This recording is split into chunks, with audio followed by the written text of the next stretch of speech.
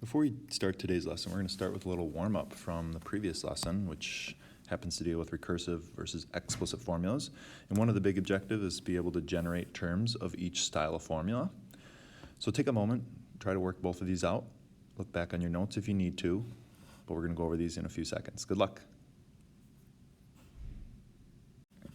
So both of these problems are examples of each of the formulas we use to represent sequences. And remember, the first one, number one, if you're given two things, given the first term, which is signified at the first line, and then given this formula, which remember, that notation there, that a sub n minus 1 represents the previous term. And so if you're ever given two things, the first term's given, that's considered recursive. And then when you're given one equation that n represents whatever term you're finding, that's called the explicit formula. And so if you're given the recursive formula, if I wanted to find the first four terms, well, we're already given the first one, and so let's write that one down. To find the next one, if I read that second line here, that tells me that I need to take 3 and multiply it to the previous term and then add 1. Well, the previous term was -1. So if I take 3 and multiply that, that's -3. And if I add 1 to that, that becomes -2. And so to find the next term, I would take 3 and multiply that to the -2, because that's the previous term, and then add 1 to that. So it'd be -6 plus 1, which ends up being -5. And then to find the last and fourth final term, -5 is now our previous term. So I would take 3 times -5 and then add 1 to that, and that would give me -14. So these are the first four terms of that sequence written recursively.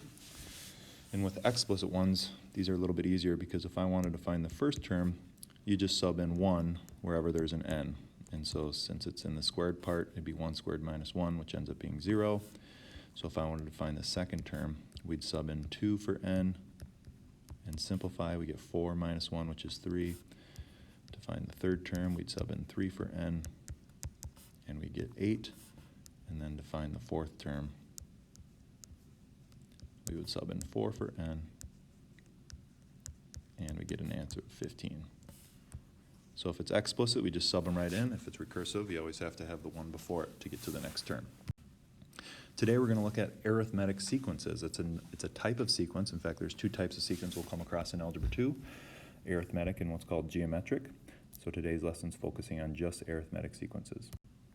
So first off, what is an arithmetic sequence? Well, an arithmetic or arithmetic sequence is a sequence by adding or subtracting the same number every time. We call this what's called the common difference. So if you see the pattern is adding by 3 the entire time or subtracting by 4, that would be considered an arithmetic sequence. They have to be the same each time too. So if you see a pattern that says 1 and let's say 4, it looks like it's adding 3, but then that last term is 14. Since that last term has a difference of 4, not 3, we would consider this not to be an arithmetic sequence. Okay, they always have to be the same difference every time. So take a moment and see if you can guess which of these are arithmetic, and if they are, can you state the common difference for me? So pause the video and try the best you can. Good luck.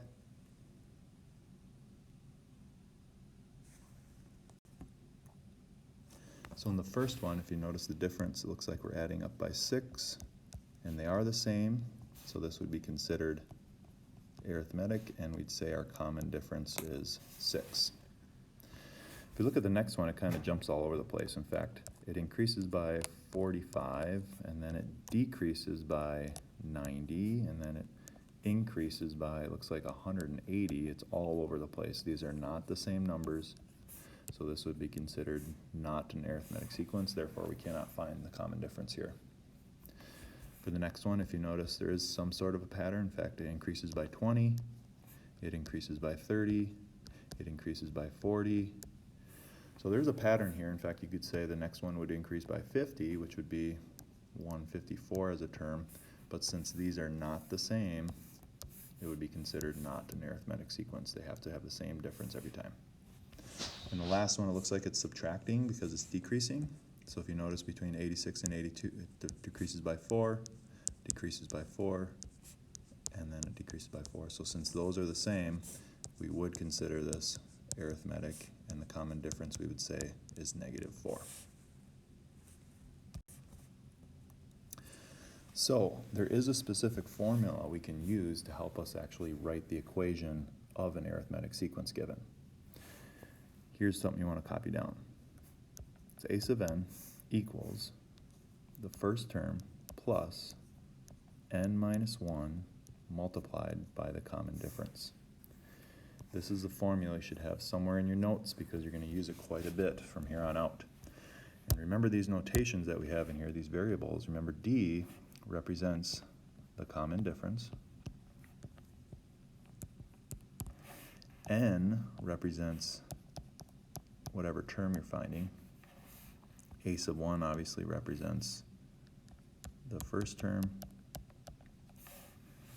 And so if we plug those into the given variable, usually n is a variable that stays in the mix because notice our formula is a sub n. And if you look back on the warm-up problem, notice that was in terms of n as well. So the only thing we'd sub in is really the common difference and your first term. If we know that and we can recognize it, that would be the formula for that sequence. So let's apply it here.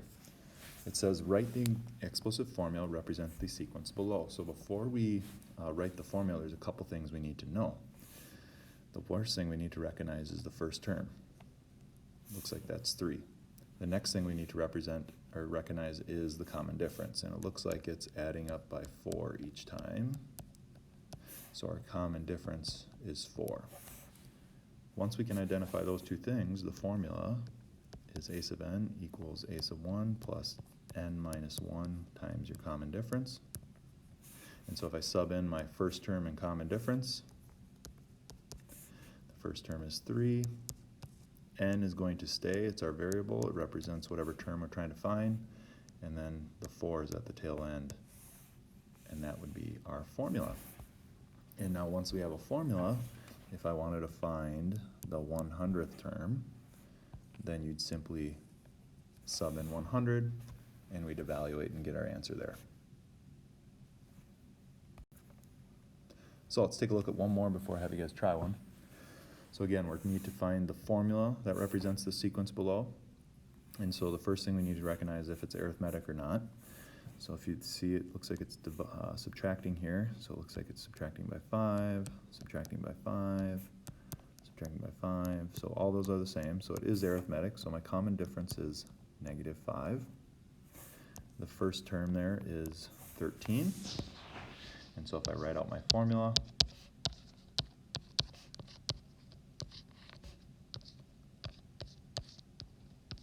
and sub in the known values of -5 and 13 for my a sub 1 and common difference.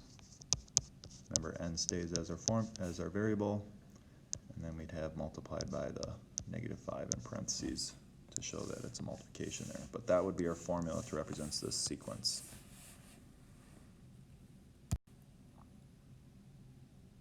So here's one that says find the 17th term now. Notice we're listed the first 5. You could potentially keep this pattern, looks like it's decreasing by 3, and just write them all out until you get to the 17th, although sometimes you might miscount, and 17's pretty doable, but if you had to find the 50th term, you definitely don't want to write all those out. You want to use a shortcut. We want to use that formula that we learned. So the first step is let's set up that formula. So the first term, so if I write my formula out first, the first term we notice is 12. And then our n's going to stay, and then our common difference is -3. So to answer the question, to find the 17th term, I'm just going to sub 17 in for n.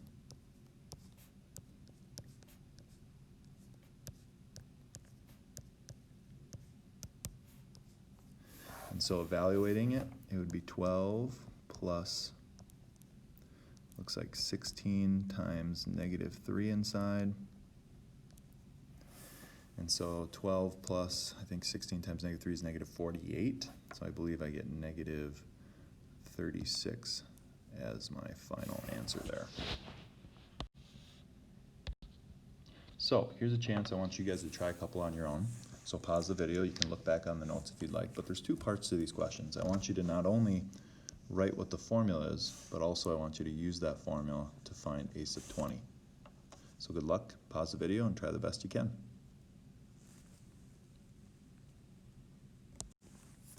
So we have our formula written out. Explicit formula for arithmetic sequence is this. And so in the first one, adding up by 4 every time it looks like, and the first term is 1.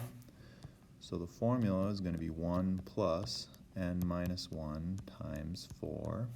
And so if I wanted to find the 20th term, I would sub in 20 in for n and evaluate. And I think you should have got 77 for the 20th term. So here's my formula, and there's my 20th term. For the second one, the first term is 4, and it looks like the common difference is you're subtracting by 6 every time. So the formula would be 4 plus n minus 1 times negative 6. And so if I wanted to find the 20th term, I would sub in 20 and evaluate using my calculator.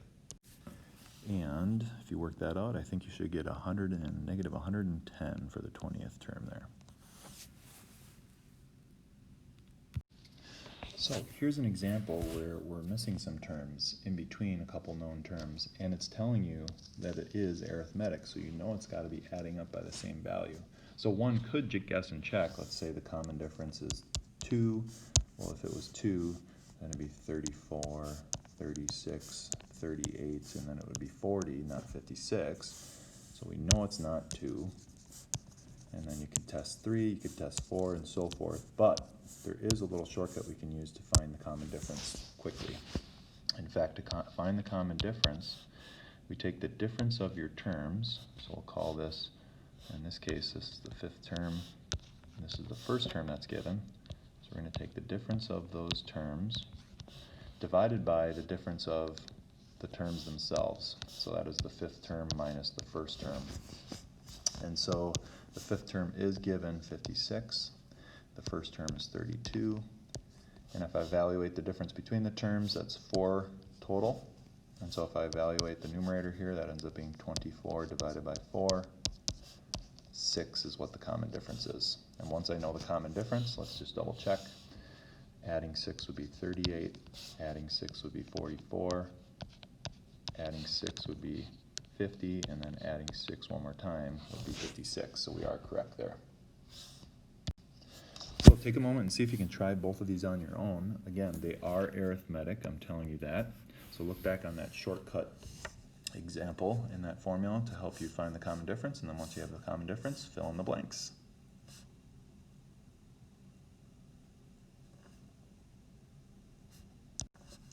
So in the first one, again, both of these were given the 1st and the 5th term, so let's note that below. And so for the first one, to find the common difference, I would take the difference of those terms and divide it by the difference of the 5th and 1st term themselves. So then the 5th term is 21 minus 9 divided by 4. If I evaluate that, I get 12 divided by 4, which is 3. And so if I use that common difference and add 3 every time, this would be 12, this would be 15, this would be 18, and it ends up at 21. So that one's checked. This one, same thing, to find the common difference, I would take the difference of those terms. So it would be negative 10 minus 6 all over 5 minus 1, because that's the 5th to the 1st term there. And so I get negative 16 over 4, and it looks like the common difference is negative 4. And so if I use that and fill in the blanks, it'd be 2, subtracting 4 gives you negative 2, subtracting 4 again gives you negative 6, and then subtracting 4 ends up right at negative 10. So the practice is online Canvas. You can check it out. Make sure you try all these problems and check the key before you submit the formative assessment for the day. But that's it for the day, and hopefully you have a great rest of your day.